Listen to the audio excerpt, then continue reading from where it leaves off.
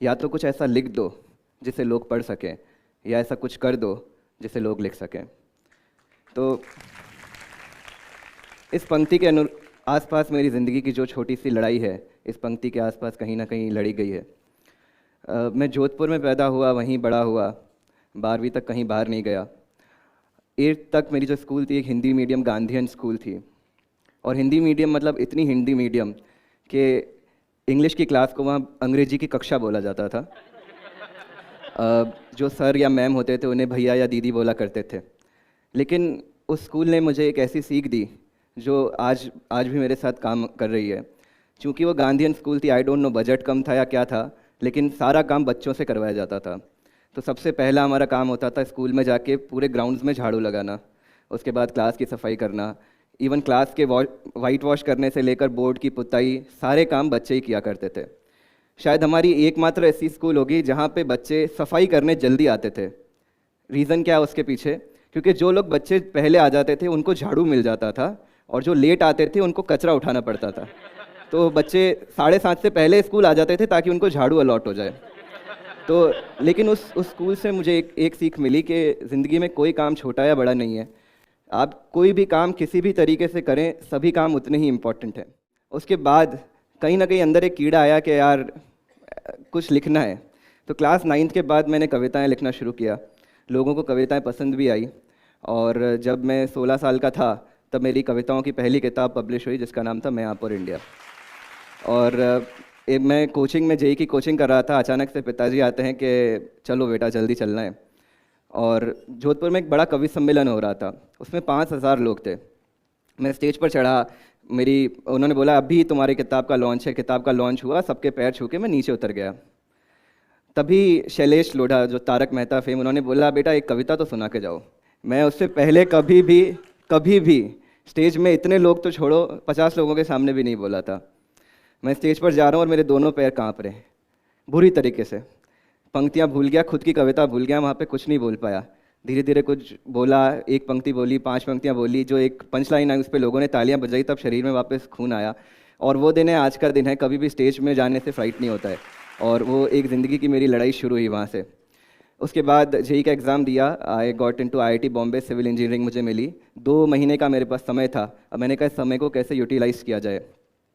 जो एक सब्जेक्ट था केमिस्ट्री, उससे मुझे बहुत डर लगता था, क्योंकि केमिस्ट्री में इतनी सारी, यहाँ पे काफ़ी इंजीनियर्स बैठे होंगे, केमिस्ट्री में इतनी सारी चीज़ें याद रखने की होती है और वो डेफिनेटली याद नहीं होती है। आप उसको डिराइव नहीं कर सकते। हाइड्रोजन के बाद हीलियम आता है, ये आप एग्जाम में बैठ के डिराइव नहीं कर सकते। लेकिन कहीं ना कहीं आप सबने कुछ जिंगल्स याद जरूर सुनी होगी। हेलिना की रबड़ी सस्ती फ्री, बेटा मांगे कार स्कूटर बाप रोए।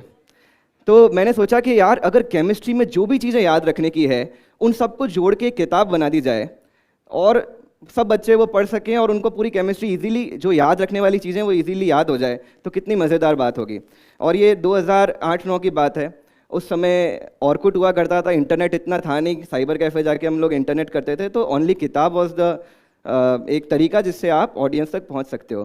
तो मैंने 2 महीने जमकर मेहनत करी। आई प्रिपेयर्ड अ बुक, उसका नाम रखा मैंने मेमोरी एड्स फॉर केमिस्ट्री। अब मैं उसको पब्लिश कैसे करूँ, पैसा नहीं था। तो मैंने 4-5 कोचिंग से मिला, स्कूल से मिला, बोला भाई साहब थोड़े मुझे पैसे दे दो, ऐड लगा दूंगा आपका, 5000 कॉपी बेचूंगा मैं इसकी। बोले बेटा कहाँ 5000 कॉपी बेचोगे, 12वीं के बच्चे हो तुम। मैंने कहा नहीं सर मैं कर दूंगा। फाइनली मुझे कुछ ऐड मिल गए, पैसा आ गया, मैंने बुक पब्लिश कर दी। अब मेरे घर पे 5000 किताबें पड़ी है, 1 वीक में मुझे आईआईटी बॉम्बे ज्वाइन करना है। मैंने कहा 5000 बुक्स तो बेचनी है भैया। मैंने जोधपुर के हर स्कूल में जाके प्रिंसिपल से मिला कि सर मुझे 5 मिनट आप अपने असेंबली में दे दीजिए, मैं छोटा बच्चा हूँ, मैंने बुक लिखी है, मुझे उसको प्रमोट करना है। और लकीली 10-15 स्कूल वाले मान भी गए। मैंने उनके असेंबली में जाके अगले 7 दिनों में 15 स्कूल कवर करके वहाँ पे अपनी बुक के बारे में बता दिया। साथ ही साथ जो स्टॉल्स थी उनके आसपास कोई स्टेशनरी की दुकान थी, वहाँ पे बोला कि यार मेरी बुक है, आप रख दो, बिक जाए तो मुझे पैसे दे देना, नहीं तो मत देना। कॉलेज मैंने ज्वाइन कर ली। 1 महीने बाद मेरे पास फ़ोन आता है, बेटा सारी किताबें बिक गई। 1 महीने में 5000 बुक्स गॉट सोल्ड। उसके बाद मैंने कभी मार्केटिंग नहीं करी उसकी बुक की। धीरे धीरे अभी लगभग 20,000 उसकी कॉपीज़ अगले 1 साल में बिक गई। सो वो मेरे ज़िंदगी में पहला ऐसा समझ लो बिज़नेस का एक ब्लड चख लिया था मैंने। आईआईटी बॉम्बे में सबसे इम्पॉर्टेंट चीज़ जो मेरे साथ हुई वो थे डिस्कशंस। वहाँ पे एक डिस्कशन मुझे याद है, मेरे एक सीनियर हुआ करते थे मुदित जैन। हम डिस्कस कर रहे थे कि आपके ज़िंदगी में सक्सेस क्या है। तो कई सारे लोगों के विचार आए। किसी ने बोला मेरे इतना लाख का पैकेज लग जाएगा तो मेरे लिए सक्सेस है। अलग अलग विचार थे, लेकिन मुदित का विचार कहीं ना कहीं मेरे दिमाग में रह गया। उन्होंने बोला कि यार किसी दिन मैं 500 लोगों को एम्प्लॉयमेंट दे पाऊंगा तो मेरे लिए सक्सेस है। कॉलेज के बाद मैंने भी कुछ वेंचर शुरू किए। मुदित एक एमएनसी में कंट्री हेड बन गए, और 2015 में समर्स में हम लोग जब मिले तो उस समय यही बात पर वापस डिस्कशन हुआ। मुदित बोला यार मुझे जॉब छोड़नी है और हम लोग कुछ ऐसा स्टार्ट करना है जिसमें हम उन 500 लोगों को जो अपना विजन है वो बिजनेस दे पाएँ, उनको जॉब दे पाएँ। मैंने बोला कि अगर आपको जॉब देनी है तो why start it in Mumbai and Delhi, जहाँ पे ऑलरेडी बहुत सारे जॉब्स हैं। इन छोटे छोटे शहरों से सारे लोग वहाँ पे जॉब की तलाश में जाते हैं, क्यों नहीं हम अपने शहर जोधपुर से शुरू करें। उनको बात पसंद आई और हमने जोधपुर से क्रियो की शुरुआत करी सितंबर 2015 में। क्रियो का आइडिया बहुत सिंपल था कि हर व्यक्ति के पास कुछ ना कुछ टैलेंट होता है जो वो सिखा सकता है, और कहीं ना कहीं सभी लोगों को कुछ सीखने की आवश्यकता होती है।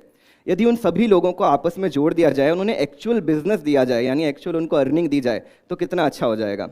तो हमने जोधपुर के सिंपल आइडिया के साथ जोधपुर में शुरुआत करी। एक छोटी सी वेबसाइट बनाई, एक फेसबुक का पेज बनाया, और अपने सारे फ्रेंड्स और फैमिलीज में बता दिया कि यार हम लोग आपके लिए किसी भी चीज़ के सीखने के लिए ट्यूटर्स भेज सकते हैं। चाहे आपको म्यूजिक सीखनी, डांस सीखना है, योगा सीखना है, अकेडमिक्स चाहिए बच्चों के लिए, ट्यूटर्स भेज सकते हैं। और थोड़ा नेटवर्क था जोधपुर में, सर्कल थे, काफ़ी सारी इंक्वायरीज भी आ गई। अब इनके लिए ट्यूटर्स कहाँ से लेके आए? तो पैसे थे नहीं उस समय। जोधपुर में एक छोटा सा कॉलेज है, वहाँ पे कॉलेज का फेस्टिवल था, वहाँ पे हमने 2000 रुपये दिए, बोला हमको एक स्टॉल दे दो, हम यहाँ पे बच्चों को अपने ऐप के बारे में बताएंगे, उन्हें ट्यूटर बनाएंगे। पूरा दिन निकल गया, एक भी बच्चा नहीं आया। आप सोचो, एक जगह फैशन शो चल रहा है, ट्रेजर हंट चल रहा है, हमारे ऐप पे पढ़ाने के लिए कौन बच्चा आएगा? कोई नहीं आया। तो मैंने कहा 2 दिन और बच्चे, कुछ तो करना पड़ेगा। उस समय मैगी रिसेंटली रीलॉन्च हुई थी, मैगी पे बैन हो गया तो वापस आई थी मार्केट में, तो बड़ा क्रेज़ था, मार्केट में ब्लैक में मिल रही थी मैगी। मैंने कहा एक काम करते हैं, एक मैगी का पैकेट कबाड़ते हैं, और जो बच्चा हमारे कंप्यूटर पे अपने फेसबुक पे लॉगिन करेगा और अपने सारे फ्रेंड्स को इनवाइट ऑल कर देगा, उसको अपन एक 5 रुपये का मैगी का पैकेट दे देंगे। सब बोले पागल है क्या, कौन आएगा? और I don't know, against the intuition, next day हमारे स्टॉल पे इतनी लंबी लाइन थी।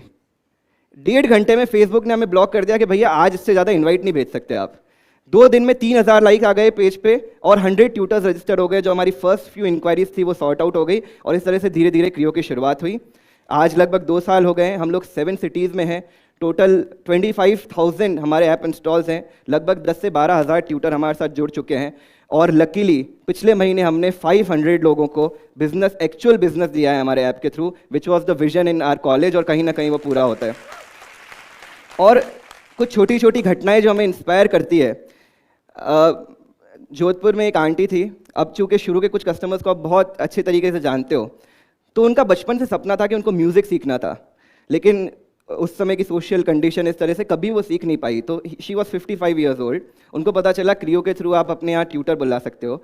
उन्होंने एनरोल किया, और उनके यहाँ जो ट्यूटर गया वो भी कोई प्रोफेशनल म्यूज़िक टीचर नहीं था, वो भजन गाते थे भजन मंडली में। उन्होंने 1.5 महीने उनको सिंगिंग की कोचिंग दी, और अभी कुछ महीने पहले उनका मेरे पास मैसेज आया कि मैं टाउन हॉल में परफॉर्म कर रही हूँ, विच वॉज द प्राउडेस्ट मोमेंट कि यार ये हमने जो विजन सोचा था इससे पूरी तरीके से पूरा होता है। इसके अलावा जैसे एक घटना थी, एक स्टूडेंट था सागर, एमबीएम करके कॉलेज है, वहाँ से उसने इंजीनियरिंग कर ली, और इंजीनियरिंग के बाद कई बार ऐसा होता है आप ऐसे ब्रांच से हो जहाँ थोड़ा सा जॉब मिलना डिफिकल्ट होता है, तो उसे जॉब नहीं मिली। तो उसने सोचा कोई बात नहीं, हम कैट दे देंगे और कैट के बाद एमबीए कर लेंगे, तो एक थोड़ा करियर सेट हो जाएगा। अब बीच में जो 1-1.5 साल का प्रिपरेशन समय है वो कैसे निकाले? उसको गिटार बहुत अच्छा बजाना आता था। उसने क्रियो ऐप पर रजिस्टर किया and started getting guitar classes. सुबह वो कोचिंग करता था, शाम को गिटार सिखाता था। इन 1 ईयर ही टुक 55 गिटार क्लासेस। उसने अपनी पूरी फीस क्रियो के थ्रू पे करी, अपना खर्चा पूरा क्रियो के थ्रू निकाला, एमबीए क्रैक किया, now in a very good MBA college. तो ये भी एक कहीं ना कहीं लगा कि हमने जो विजन सोचा था उसके थ्रू आगे बात बढ़ी है। जोधपुर, जयपुर, इन छोटी सिटीज़ में काम करने का उद्देश्य ये था कि बाकी शहरों में बहुत अपॉर्चुनिटीज़ हैं, लेकिन हम यूथ अगर अपॉर्चुनिटीज़ की तलाश में बाहर चले जाएंगे तो हमारे शहरों में अपॉर्चुनिटीज़ बनाएगा कौन?